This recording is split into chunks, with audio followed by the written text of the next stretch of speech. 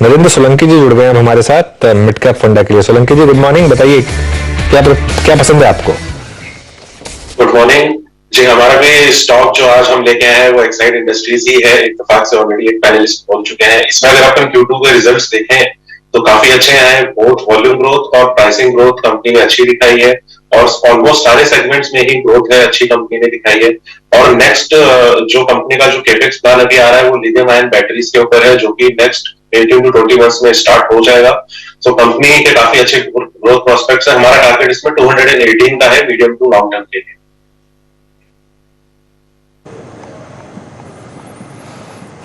राजेश पालवी जी का भी एक साइट था और सोलंकी साहब का भी अगर आप देखें एक साइट ट्वीट है। बैटरी स्टॉक्स पर आप देखें खासा फोकस है।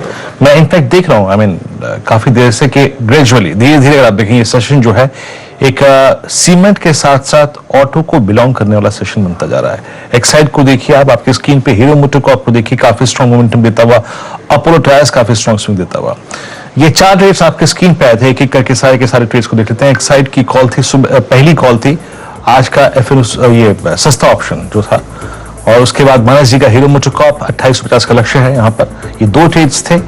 थर्ड ट्रेड जो आज वकालत की गई, जो कि आज शुभम जी ने पिक किया था, डॉक्टर साहब प्लीज शुभम जी का ट्रेड दिखाइएगा। वहां पे उन्होंने इंडिया सीमेंट्स पे, सीमेंट क्योंकि आप देखिए आज सबसे स्ट्रॉन्ग वाई खींच रहा है अपनी तरफ। कल हमने इसका जिक्र भी किया था, इनफैक्ट कल भी सुबह इंडिया सीमेंट से बात हुई थी 247-48 के जोन में। इट्स नाउ 265 ऑन टारगेट्स, 255 पे ट्रेड करता हुआ। और नरेंद्र सोलंकी जी ने यहाँ पर वकालत करी है एक्साइड की ही। अच्छा, ऑटो स्टॉक्स क्योंकि ये बनता जा रहा है एक ऑटो का सेशन। आशीष बहती जी आपका, मैं मारुति देख रहा था, आपकी कॉल्स में शामिल था, 9180 का हाई लगा के आया। और अच्छी बात है इस सेशन की अब तक कि ये कल के पूरे क्लस्टर के ऊपर ट्रेड कर रहा है। It's Tuesday and I think वो फैक्टर काम करता है इसके साथ। आपका व्यू क्या है इस ओपनिंग के बाद? क्या आई थिंक मेरे ख्याल से अगर पिछले कुछ सेशन के हाईएस्ट क्लस्टर के ऊपर आके ट्रेड करता हुआ इस वक्त, इट्स 9175, आपका व्यू इस स्टॉक पे इस वक्त?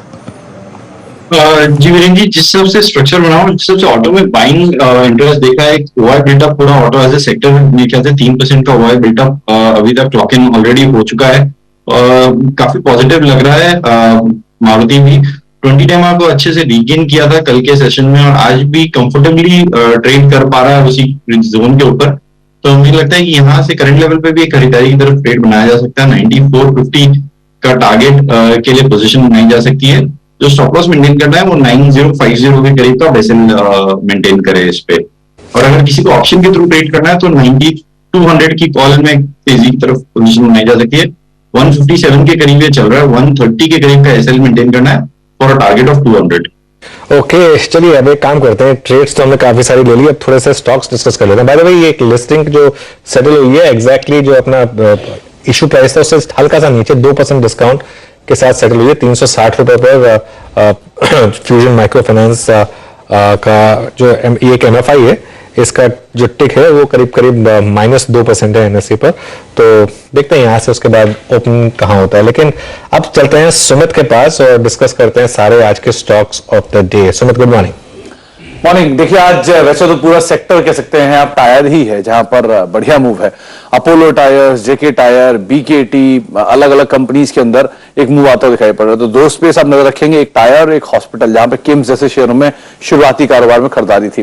खैर ये कुछ स्टॉक्स है जिन पे आज आप नजर रखें, ग्रीव्स कॉटन, अपोलो टायर्स, ग्लोबल स्पिरिट्स और साथ ही साथ IRCTC। शुरुआत करता हूं ग्रीव्स कॉटन के साथ। ग्रीव्स कॉटन के नंबर्स आए हैं और नंबर्स काफी बेहतर है, जिसके बाद एक बढ़िया उछाल यहां पर आता हुआ दिखाई पड़ा है। करीब करीब 6% की तेजी इस स्टॉक में देखने को मिली है। सालाना आधार पर कंपनी घाटे से मुनाफे के अंदर आते हुए दिखाई पड़ी है और तिमाही आधार पर भी कंपनी का जो मुनाफा है वो दोगुना हुआ है। तो इन दोनों का इंपैक्ट कंपनी की स्टॉक प्राइस पे है, इसीलिए करीब करीब 6% की तेजी यहां देखने को मिल रही है। अपोलो टायर की जो तेजी थी, यह नंबर्स थे, उसके बाद पूरे सेक्टर की तेजी ट्रिगर कर गई है। जेके टायर भी तेजी में है, अपोलो टायर भी तेजी में है। अपोलो टायर के नंबर्स बेटर साइड पर है, जिसका एक इंपैक्ट देखने को मिला है। सालाना आधार पर मुनाफे में करीब करीब 12-12.5% के आसपास तक का एक इजाफा है। और यूरोपियन कारोबार कंपनी के लिए काफी बढ़िया ट्रिगर करके किया है, क्योंकि यूरोपियन कारोबार में कंपनी की आय और EBITDA दोनों ही में अच्छी ग्रोथ आई है, जिसका इंपैक्ट कंपनी के नंबर्स के अंदर देखने को मिला है। वीक साइड पे नंबर्स आए हैं रेडको खैतान के भी और ग्लोबल स्पिरिट के भी, लेकिन ज्यादा वीक जो है वो ग्लोबल स्पिरिट के नंबर है, जिसका एक इंपैक्ट है। शेयर करीब 8 से 9% तक फिसलता हुआ दिखाई पड़ा है नंबर्स के बाद। सालाना आधार पर कंपनी का मुनाफा आधा हो गया है और तिमाही आधार पर भी कंपनी का मुनाफा 41% नीचे आ गया है। तो इन दोनों का इंपैक्ट कंपनी के नंबर्स में है। एक तेज प्रेशर ग्लोबल स्पिरिट के नंबर में देखने को मिल रहा है। और IRCTC चौथा स्टॉक रहेगा जहां पर नंबर थोड़े से वीक साइड पर देखने को मिले हैं। साल दर साल तो आपको नंबर अच्छे दिखेंगे क्योंकि लो बेस था, उसका एक इंपैक्ट था, लेकिन तिमाही दर तिमाही अगर आप कंपेयर करेंगे तो कंपनी की केटरिंग, इसके अलावा बॉटलिंग और टूरिज्म, तीनों कारोबार के अंदर प्रेशर है। केटरिंग कारोबार करीब 41%, टूरिज्म कारोबार करीब 8% और बॉटलिंग कारोबार करीब 9% का रेवेन्यू जनरेट करता है। तो ये तीनों बिजनेस जो कि लार्जली 50 से 55% रेवेन्यू लाते हैं, वहां प्रेशर है, तो उसका एक इंपैक्ट कंपनी के नंबर्स पे देखने को मिला, इसलिए स्टॉक प्राइस भी करीब 2% नीचे है।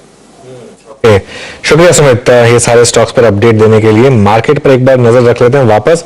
18,309 इस समय निफ्टी कल की लो के बेहद करीब। तो जो कल का लो और हाई है, एक कॉन्ट्रैक्टिंग मार्केट जो होती है वो नॉर्मली कल के हाई और लोज के बीच में घूमती है और एक्सपेंडिंग मार्केट उसका जो ब्रेकआउट है वो करती है। तो अब मार्केट ने स्टार्ट किया कल के हाईज की तरफ, अब आ गया कल के लो की तरफ। तो ये कॉन्ट्रैक्टिंग मार्केट है, तो जो हाई था उसको ब्रीच नहीं कर पाया, अब जो लो है वो भी शायद प्रोटेक्ट होना चाहिए। तो 18,299, 18,300 जो कल का लो था, ये अगर निकला तो शायद हल्की सी डिक्लाइन मार्केट में बढ़ेगी। और बैंक निफ्टी भी देखिए किस तरीके से नीचे आ रहा है, करीब 78 पॉइंट के ऊपर रह गया। और यहाँ पर जो हमने एग्जैक्टली डिस्कस किया था सुबह वीडियो कि वो जो जोन था 18,235, 18,345 का, वो एक बाय जोन नहीं था, उसमें मार्केट आपको अटका देगा। तो 18,345 निकलने दीजिए, उसके बाद ही एक फ्रेश ट्रेड लीजिए, या फिर 41,800 अगर आपको मिल जाए मार्केट में, अगर डिक्लाइन बढ़ती है तो 41,800 जो बेस लेवल है उसके आसपास कहीं मिल जाए। तो निफ्टी में फर्स्ट बेस स्टार्ट होता है आपका 18,225 के करीब, 18,225 से 18,300। देखिए अब कल का लो हम तोड़ रहे हैं, हल्का बहुत ज्यादा नहीं, लेकिन 18,300 के हल्का सा नीचे है। तो 18,225 वो एक लेवल है जो एक पहला आपके लिए एक सपोर्ट होगा। बड़ा सपोर्ट तो 18,050 और 18,100 के करीब है, लेकिन अब हल्का सा इस समय डिक्लाइन यहां पर बढ़ रहा है। आईटीसी पर एक बार नजर रख लेते हैं। आईटीसी अब अच्छी खासी करेक्शन दिखा रहा है, इनफैक्ट हाई से 5% करेक्ट हो चुका है। गाबा जी, आईटीसी पर क्या व्यू है? अब यहाँ पर ये रैली थी हो गई या फिर अब ये वापस एक एंट्री मिल रही है यहाँ पर? मुझे लगता है रैली बहुत दौड़ चुका है आईटीसी, थोड़ा डिप पॉसिबल है। इनफैक्ट इनिशियल सेल सिग्नल मिल चुका है आईटीसी में। किसी को शॉर्ट करना है तो शॉर्ट कर सकते हैं, स्टॉप होगा 347 का, और पॉसिबल है कि 335 ये जोन देखने को मिल सकता है। लगता है more of profit booking than short selling. तो एक सेल सिग्नल तो है, उसको रिस्पेक्ट तो करना पड़ेगा आईटीसी।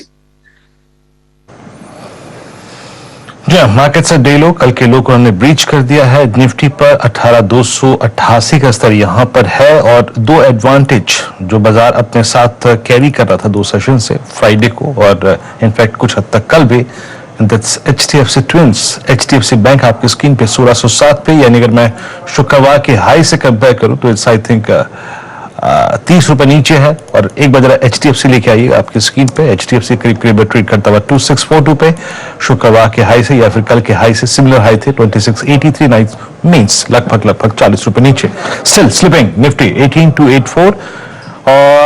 और कुछ स्टॉक्स जो कि हैवी वेट्स में थोड़ा सा प्रेशर डाल रहे हैं निफ्टी पे। बजाज फाइनेंस लिखा है डायरेक्टर साहब प्लीज आपकी स्क्रीन पे एक बार, बजाज फाइनेंस, और ये ट्रेड करता हुआ करीब 7,005 पे, बड़ा क्रिटिकल। इंटरेस्टिंग क्यों? शुभम एक बार व्यू दीजिएगा आप। 27 अक्टूबर का लो इनफैक्ट, और उसके बाद 10 नवंबर का लो, उसके बाद कल परसों और आज का low similar, exactly 100 day exponential moving average. आपका बजाज फाइनेंस पे व्यू क्या बन रहा है? बड़ी ट्रेड अब कहां पर है बजाज फाइनेंस में? जी, बजाज फाइनेंस कुछ समय से कंसोलिडेट कर रहा है और ये जो रेंज बजाज फाइनेंस में बना हुआ है लगभग 6900 से 7300 का, जब तक इसके पार नहीं निकलता है मुझे लगता है कि इसी तरह का एक्टिविटी देखने को मिलेगा जहां पे मल्टीपल लोज क्रिएट हो रहे हैं सिमिलर लेवल्स पे। तो इसमें शॉर्ट टर्म ट्रेड नहीं, बट अगर पोजिशनली अगर हम देखें और मिनिमम अगर 15-20 दिन या 1 महीने के व्यू से देखें, तब मुझे लगता है कि यहाँ पे एक ट्रेड बनाया जा सकता है। ग्रेजुअली इसको डिक्लाइन में खरीदें और 6850 का एक स्टॉप लॉस मेंटेन करें, और अपसाइड में मुझे लगता है 7400 7500 तक के टारगेट आते हुए दिखेंगे। बहुत ज्यादा लुक्रेटिव ट्रेड नहीं है, लेकिन गिरावट पे ग्रेजुअली खरीदारी की राय है पोजिशनल पर्सपेक्टिव से।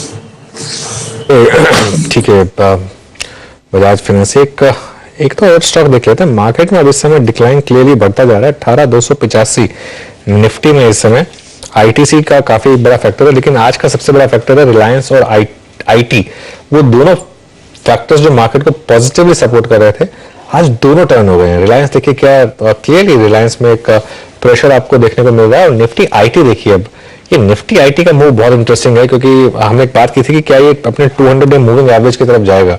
29,576 इस समय बैंक इस समय निफ्टी आईटी है। और अब इसका वीकली मूव जो है वो कल की जो रैली थी पूरी की पूरी अब गंवा चुका है। हालांकि निचले लेवल इसमें अभी भी अच्छा खासा मूव आपने देखा, लेकिन एक क्लियरली एक ऊपरी लेवल पर थोड़ा सा प्रेशर यहाँ पर निफ्टी आईटी में बन रहा है। निफ्टी आईटी का हालांकि ट्रेड नहीं होता, पहले निफ्टी आईटी भी ट्रेड होता था, अब वहां पर ट्रेडिंग होती नहीं है। लेकिन एक इस पर एक चार्टिकल व्यू मानस जी, एक कोई निफ्टी आईटी पर व्यू बन रहा है इस समय, जिस तरीके का मूव हमने देखा है और जो आकर आज ये थोड़ा सा एक फिसला है, यहाँ पर कोई व्यू है इस इंडेक्स पर? आईटी की जहां तक बात है, ऑलरेडी हमने एक बड़ा मूव देखा है निफ्टी आईटी में पिछले करीब 4-5 हफ्ते में। निफ्टी आईटी ने 200 मूविंग एवरेज टेस्ट किया, उसके ऊपर सस्टेन नहीं हो पा रहा है और कल के हाइस के नीचे अब ट्रेड होने लगा है। मेरा समझना है कि अगर कल के हाइस के नीचे जो कि 29,590 के आसपास है, तो उसके नीचे अगर ट्रेड करेगा तो यहाँ पर थोड़ा एक करेक्शन देखने को मिल सकता है। देखिए ये बेरिश पैटर्न नहीं है, यहाँ पर करेक्शन देखने को मिल सकता है, क्योंकि हमने ऑलरेडी एक मूव देख लिया है। तो उस करेक्शन में हो सकता है हमें 29,300 तक के भाव देखने को मिले, लेकिन उसके साथ मेरा यह भी व्यू है कि जो मीडियम टर्म आउटलुक अब निफ्टी आईटी का है वो पॉजिटिव हो चला है और शायद आपको गिरावट पे फिर से खरीदारी देखने को मिलेगी। और इस बार शायद जब नेक्स्ट मूव देखने को मिलेगा तो 200 मूविंग एवरेज को ब्रेक करके 30,500 की तरफ निफ्टी आईटी इंडेक्स आएगा, तो गिरावट पे खरीदारी करने की सलाह रहेगी निफ्टी आईटी इंडेक्स में। गिरावट पर खरीदारी की सलाह रहेगी निफ्टी आईटी पर। चलिए शो को अब यहीं समाप्त करते हैं और हमारे सारे गेस्ट को जरा स्क्रीन पर लेकर आइए। कविता जी, गाबा जी, पालिया जी, मानस जी, सरपुते जी, शुभम जी, बहेती जी, आप सबका शुक्रिया। आप सबने पहला 1 घंटा हमें दिया और इतना ब्यूटीफुल ट्रेड्स हमारे साथ शेयर की, उसके लिए आपका शुक्रिया और आपका दिन शुभ हो। और एक काम करते हैं, ब्रेक लेते हैं, ब्रेक के बाद वापस आएंगे और 10 के दमदार ट्रेड्स की स्टार्ट करेंगे मैं और वीर।